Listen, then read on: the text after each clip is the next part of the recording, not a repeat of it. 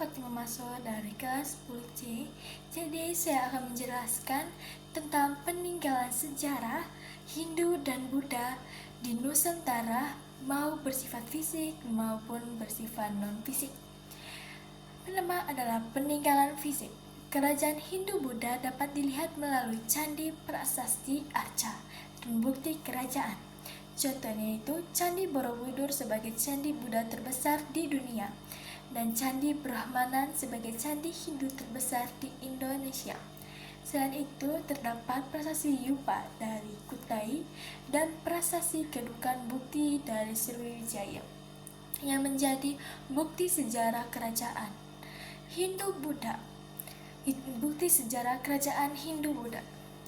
Arca dan relief di candi juga menggambarkan kehidupan keagamaan dan cerita epos Hindu-Buddha dan cerita epos Hindu-Buddha.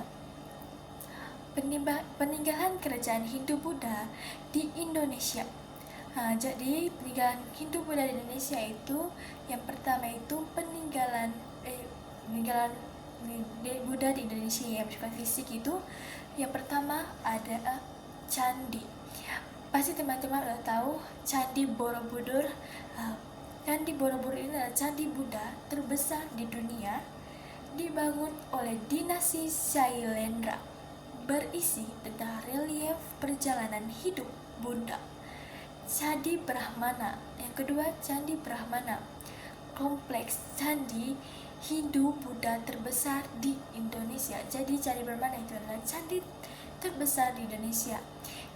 Candi ini itu dipersembahkan untuk Tri Brahmana Sriwijaya. Yang ketiga itu ada Candi Wamut. Jadi Candi Buddha dengan arca Buddha terbesar. Candi Penata. Lanjut kita akan lanjut itu ada Candi Penataraan. Jadi candi peninggalan kerajaan Majapahit. Kita lanjut ke B. Jadi B itu adalah prasasti Yupa, bukti kerajaan Hindu-Buddha tertua yaitu Kutai. Prasasti Kedukaan Bukit, yaitu ada bukti berdirinya Sriwijaya. Prasasti Ciaruteim, bukti kerajaan, buktinya itu kerajaan Tamunagara. Itu ada prasasti Talang Tuo, buktinya itu Bukit Pembangunan. Pembangunan teman oleh Sriwijaya. Yang kecil itu ada arca dan relief. Arca Buddha dan Dewa Hindu, itu Siva, Vishnu, dan Brahma. Relief Rawajaya dan kehidupan Buddha di candi. Arca raja sebagai pewujudan dewa. Dia itu sebagai pewujudan dewa. Sekarang kita akan masuk ke D, yaitu kerajaan Kutai. Kerajaan Tarumanegara, kerajaan Sriwijaya, kerajaan Mataram kuno, kerajaan Sriwihasi, yaitu kerajaan Majapahit. Dan itu saja yang bagian dari bagian fisik atau bendanya. Sekarang saya akan menjelaskan non-fisiknya itu. Selain benda fisik, peninggalan fisik itu meliputi sistem pemerintahan kerajaan, penggunaan bahasa Sanskerta dan aksara Pallawa, seni wayang yang menciptakan Ramayana dan Mahabharata, serta nilai toleransi antara agama Hindu dan Buddha. Pengaruh tersebut masih terasa hingga sekarang dalam budaya masyarakat Indonesia. Peninggalan fisik dari peninggalan fisik atau nilai budayanya dari Hindu-Buddha tersebut, yang pertama itu adalah sistem pemerintah. Jadi sistem pemerintahnya itu sistem kerajaan dengan raja sebagai pemimpin tertinggi. Konsep raja sebagai titisan dewa atau raja. Itu ada bahasa dan tulisan, bahasa Sanskerta, aksara Pallawa, dan kawi. Tradisi penulis prasasti. Yang ketiga itu seni dan budaya.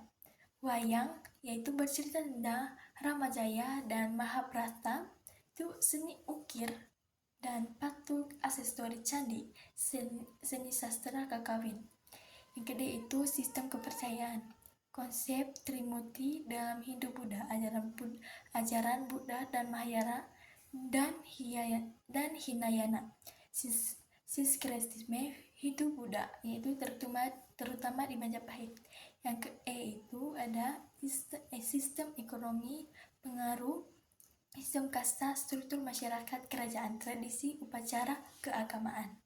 Yang ke F itu nilai kebudayaan yang masih terasa. Toleransi antar agama, gotong royong dalam membangun candi upacara keagamaan Hindu di Bali. Tradisi